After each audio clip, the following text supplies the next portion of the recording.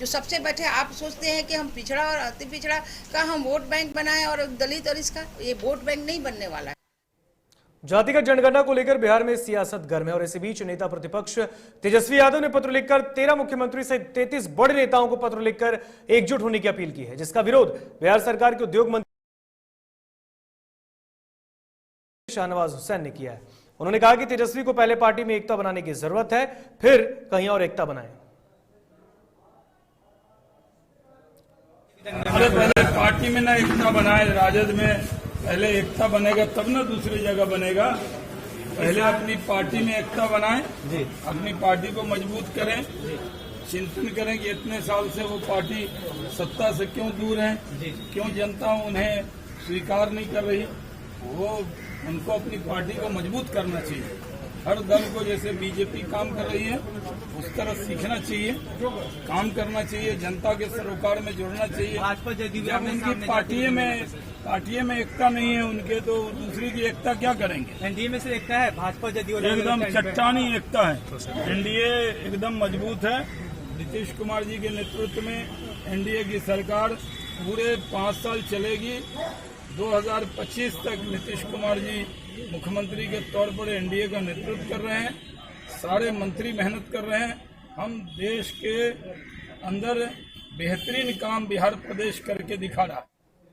और जातीय जनगणना को लेकर बीजेपी और जदयू में तल्खी बढ़ गई है और इस मुद्दे पर जदयू ने बीजेपी प्रदेश अध्यक्ष डॉक्टर संजय जायसवाल ने जातीय जनगणना पर अभी भी उन्होंने बयान दिया। उन्होंने कहा कि सुप्रीम कोर्ट में दायर हल्फनामे को लेकर केंद्र सरकार का बचाव करते हुए उन्होंने कहा कि अभी तक 4,28,000 जातियों का पता चला है।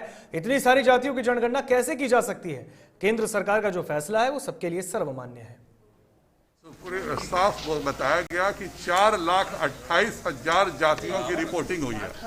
अगर 4,28,000 जातियों की रिपोर्टिंग SECC डाटा में हुई है तो कैसे 4,28,000 कॉलम करके किया जा सकता है। इसलिए सरकार ने यह निर्णय लिया। प्रैक्टिकल बहुत लोगों ने अपनी जाति में फिर ओबीसी नहीं लिखा, तो उससे जाहिर बात है कि बहुत लोगों की ओबीसी की भी संख्या घट सकती है। बहुतों को इस तरह का भी कंफ्यूजन है।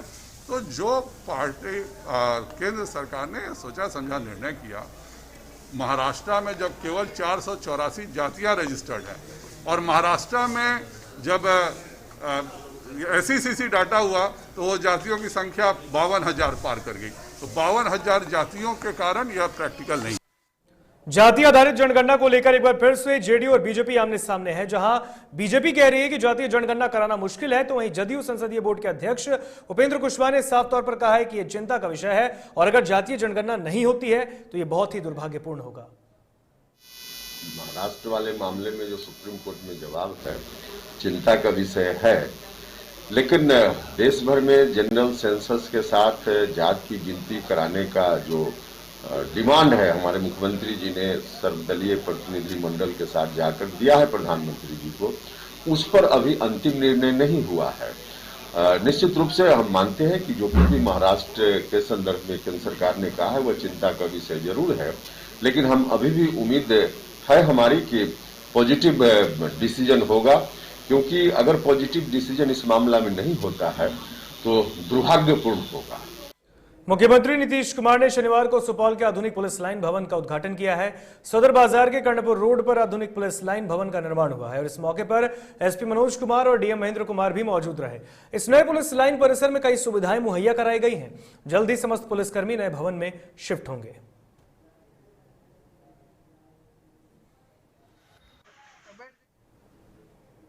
बेतिया के बीजेपी कार्यालय में पंडित दीनदयाल उपाध्याय की जयंती मनाई गई है और बीजेपी कार्यकर्ताओं ने संकल्प लिया है। इस दौरान बीजेपी मंडल अध्यक्ष पप्पू सिंह ने मौके पर उपस्थित पार्टी ने कार्यकर्ताओं को भी संबोधित किया है।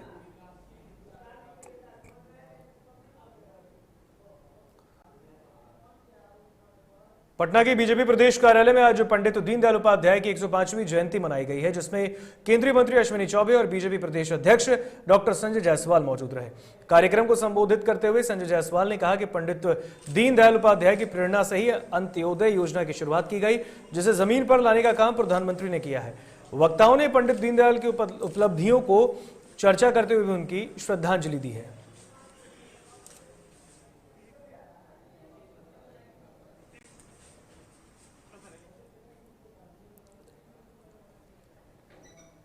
और यहाँ लेंगे एक छोटा सा ब्रेक, कहीं मत जाइएगा, जल्द हाजिर होंगे।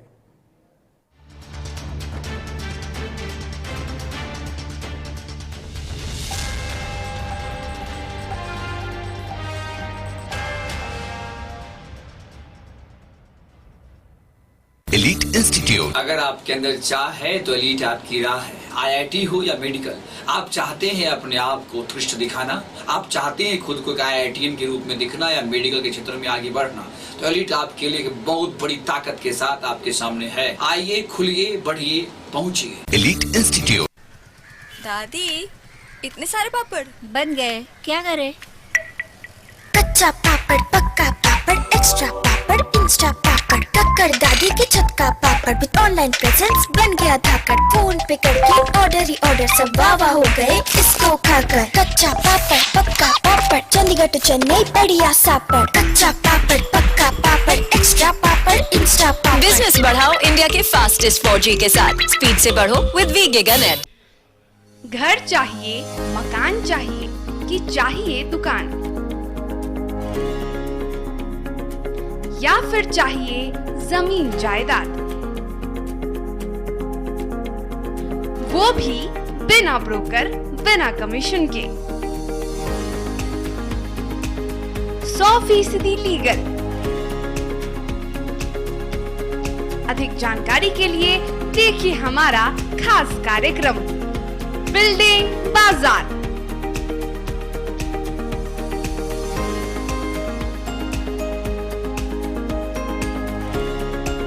Finance expert engineer Madan Gupta के साथ सिर्फ DTV भारत पर, शनिवार और रविवार रात 8:30 बजे।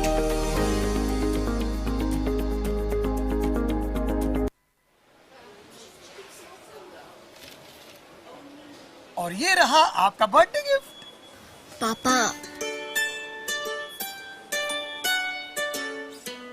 बेटा ये कैसा है? ये दुनिया क्यों न समझे, मेरी दुनिया बदल गई।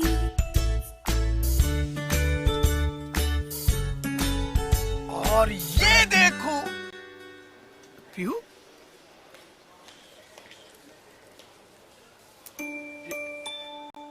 पीहू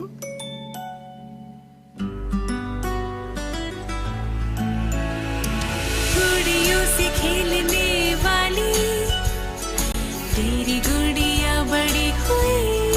बच्चे कब बड़े हो जाते हैं पता ही नहीं चलता। थोड़ा बड़प्पन दिखाइए। रहो सेफ सैनिटरी पैड से खुद को स्वस्थ और सुरक्षित रखने में इनका साथ निभाइए। सर छुट्टी चाहिए थी। क्यों? गांव के सारे घर कच्चे थे, बाढ़ में ढह गए, मेरा भी।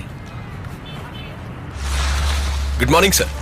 देखिए, बुनियाद भी पक्की, आपका नया घर भी पक्का, सालों साल चलेगा सर। ठीक है, ले लो छुट्टी।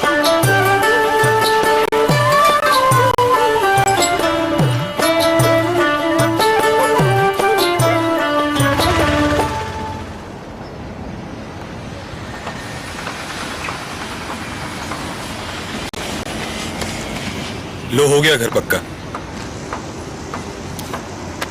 छुट्टी कैंसिल।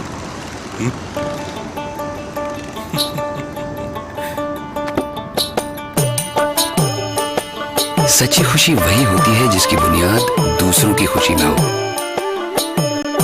कोणार्क, खुशियों की बुनियाद। अबे गुड्डू ठीक से लगाओ बे, रिश्तेदार आएंगे तो उनको लगना चाहिए ना कि इस घर में हमारे चंदा का कितना मान सम्मान है और आज हम और हमारा परिवार कितना खुश है। हाँ हम तो आपको बताने ही भूल गए, हमारी चंदा इतने सालों बाद गाभन हुई है। अब पहले जो दो खाए ना तो स्वस्थ और तंदुरुस्त कैसे रहेगी। भला हो मधुसूदन गोल्ड पशु आहार का, जिसके देने से हमारी चंदा गाभन हुई और उसको एक रिष्ट पुष्ट बच्चा हुआ। अगर आप भी अपने पशुओं से करते हैं प्यार तो उन्हें दीजिए सिर्फ और सिर्फ मधुसूदन गोल्ड पशु आहार। भाग खुल जाएंगे।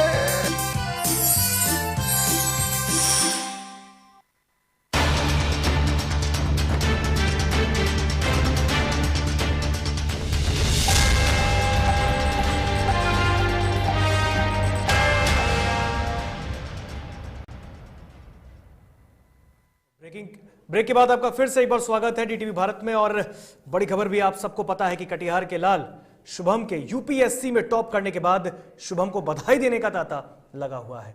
इस बीच कदवा प्रखंड के कुमरी गांव में उनके घर में जश्न का माहौल है। शुभम के पिता देवानंद सिंह उत्तरी बिहार ग्रामीण बैंक में मैनेजर हैं, जबकि मां एक गृहिणी है। साल 2019 में भी यूपीएससी में 290 रैंक लाने के बाद सिविल इंजीनियरिंग में बीटेक के तकनीकी डिग्री वाले शुभम फिलहाल Indian defence accounts service Pune में पदस्थापित हैं।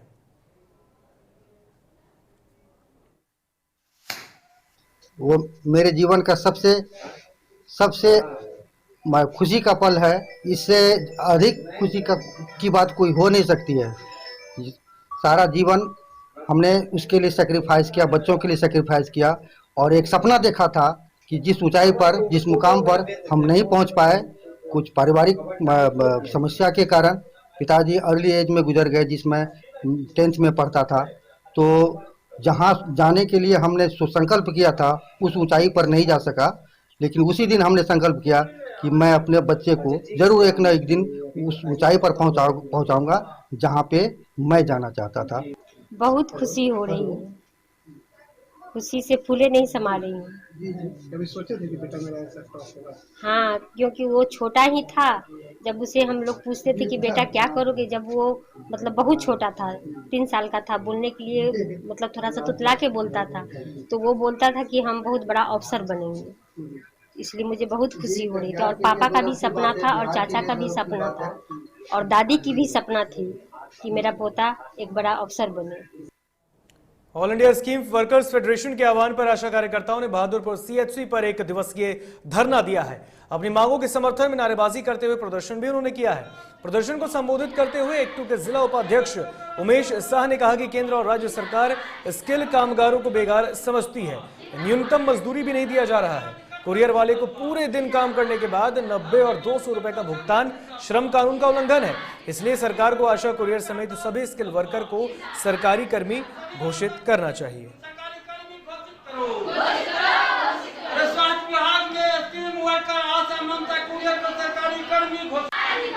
सबके साथ बहुत बड़ी अन्याय कर रही है। हम लोगों ने इस कोरोना काल में जितना भी कार्य हुआ, चाहे वो सर्वे पोलियो तक किए, जहाँ तक मतलब लोगों को घर में जाना एकदम से मुश्किल था, उस घर में जाकर के हर बच्चों का पोलियो का दवा तक पिला और ऑनलाइन किए। 1-2 माह तो बहुत सुंदर पैसा जितना का अश्विन पोर्टल पर किए आया और अप्रैल माह से हम लोग का पैसा काट लिया गया। हम सरकार से ये कहना चाहते हैं कि आशा को ही सबसे ज़्यादा पैसा मिल रहा था।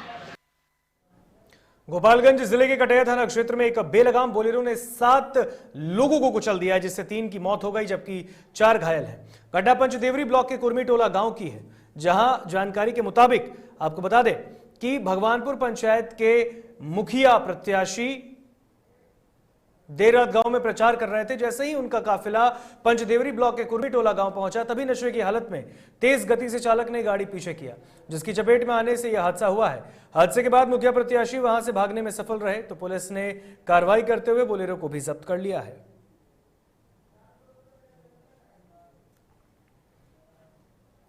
नालंदा के नूरसराय थाना क्षेत्र के कैटीमेयर गांव में भांजे ने मामा की गोली मारकर हत्या कर दी। मामा द्वारा चोरी के आरोप से भांजा नाराज हो गया और गुस्से में गोली चला दी, जिससे उनकी मौके पर ही मौत हो गई। घटना को अंजाम देने के बाद आरोपी आराम से फरार भी हो गया है। तो आपको बता दें कि मृतक की पहचान मिंटू यादव के रूप में की गई। तो घटना के संबंध में मृतक के भाई ने बताया कि चोरी का आरोप लगाने पर बदमाश ने इस गोलीबारी को अंजाम दिया। और तुम्हें मार पापा जी का के गोलियां मार कर को आई लो करे से तुरंत पापा जी सुनता मैंने अपच्चा से मार कर क्या अपच्चा से क्या को था वो लोग, क्या को आदमी था वो लोग? वो एक वाला अकेले था। हां, ये हुआ कैसे जे हमें दोनों मिलकर साथ थे। एक बार चोरी कर लिया था, कुल पेटी तोड़ी तोड़ के, अब वो आता है पी के फायरिंग करता है, गरियाता है पूरा। हमने खाली है कि कहला दरिया बह रहे, उसके बाद गोली चला दिया। अच्छा, गोली चला दिया तो इसको लग गया, फिर हमको खोज के मारने गया तो हमको दौड़ के कुल नुका दिया, तो चमचा के तरह नुक गया। तो हम नालंदा के मानपुर थाना क्षेत्र के गोंगड़ी पर गांव में चाचा ने भतीजे को गोली मार दी। घटना जमीनी विवाद के चलते हुआ है। हादसे में घायल व्यक्ति को सदर अस्पताल में भर्ती करवाया गया। घायल की पहचान गुड्डू यादव के रूप में की गई है। घटना के संबंध में घायल व्यक्ति ने बताया कि उसके चाचा मनोज यादव से 3 बीघा जमीन को लेकर विवाद हुआ। शनिवार सुबह जब खेत देखकर वापस गांव लौट रहे थे, उसी दौरान चाचा समेत 6 की संख्या में आए लोगों ने ताबड़तोड़ फायरिंग शुरू की, जिसमें एक गोली हाथ में लगी है। बेगूसराय में एक बार फिर चोरी की घटना सामने आई है, जहां चोरों ने एसपी ऑफिस के पास ही एक इलेक्ट्रिक दुकान में चोरी की है। बताया जा रहा है कि देर रात चोरों ने ताला तोड़कर चोरी की घटना को अंजाम दिया है, जिसमें 5 लाख रुपए से ज्यादा की चोरी हुई है। घटना की सूचना मिलने के बाद नगर थाना पुलिस मौके पर पहुंचकर पूरे मामले की छानबीन कर रही है।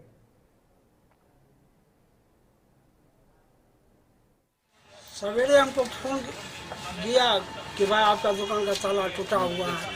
5 साढ़े 5 बजे हम यहाँ दुकान पर आए, देखते हैं दुकान का पल्ला सब उखड़ा हुआ है और जितने भी मोटर हम बना के रखे थे यहाँ पर 7.5, 10, 12, एक जनरेटर 20 HP, तो टोटल जो है यहाँ पर जोता था सबको देखते हैं खाली।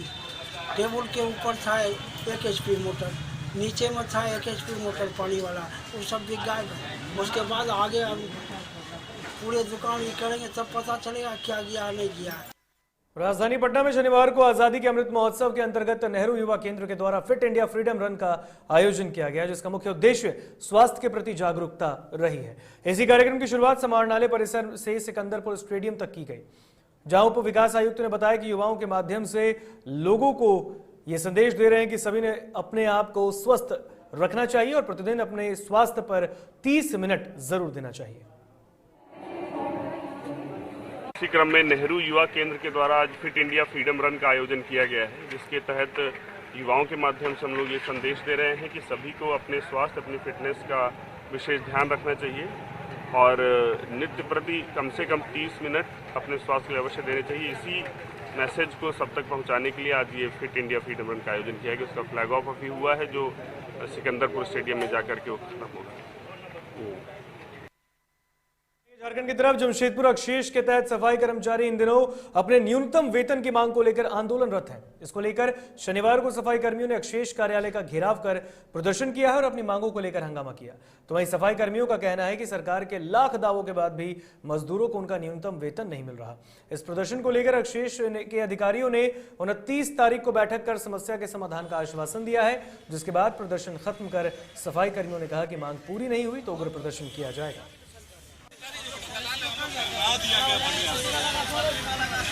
उसका पाँव टूटा है, उसको आगे करो ना। 4 माह से लंबित वेतन भुगतान की मांग को लेकर स्वास्थ्यकर्मी ने धरना दिया है। सामुदायिक स्वास्थ्य केंद्र गम्हरिया में कार्यरत स्वास्थ्यकर्मी झारखंड चिकित्सा एवं जन स्वास्थ्य कर्मचारी संघ के बैनर तले अनिश्चितकालीन धरने पर बैठे। स्वास्थ्यकर्मियों का नेतृत्व संघ के प्रमंडलीय मंत्री रविंद्रनाथ ठाकुर ने किया है। उन्होंने बताया कि स्वास्थ्यकर्मियों को 4 महीने से वेतन का भुगतान नहीं किया गया, इससे उनके बीच आर्थिक संकट उत्पन्न हो गई है। वेतन भुगतान नहीं होने तक धरना जारी रहेगा।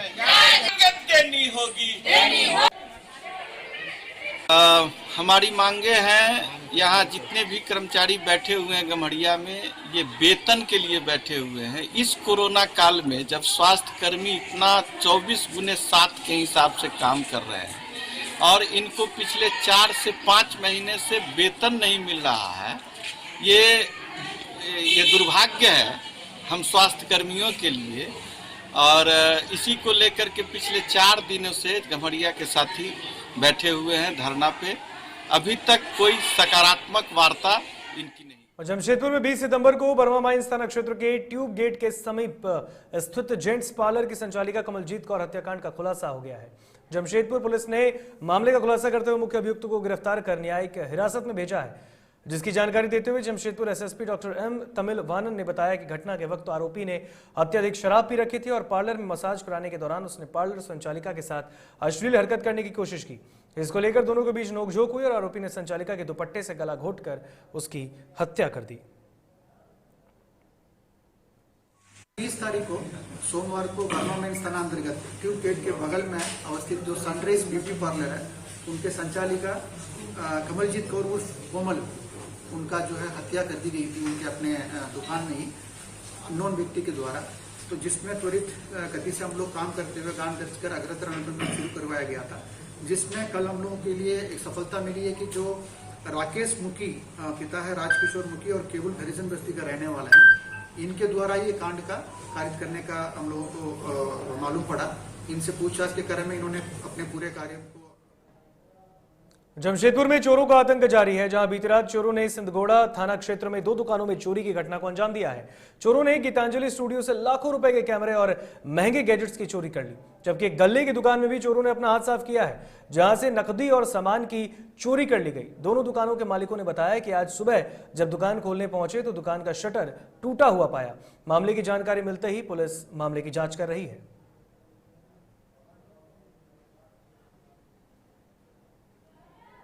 और फिलहाल खबरों में इतना ही। यहां मुझे दीजिए इजाजत। देखते रहिए DTV भारत। नमस्कार।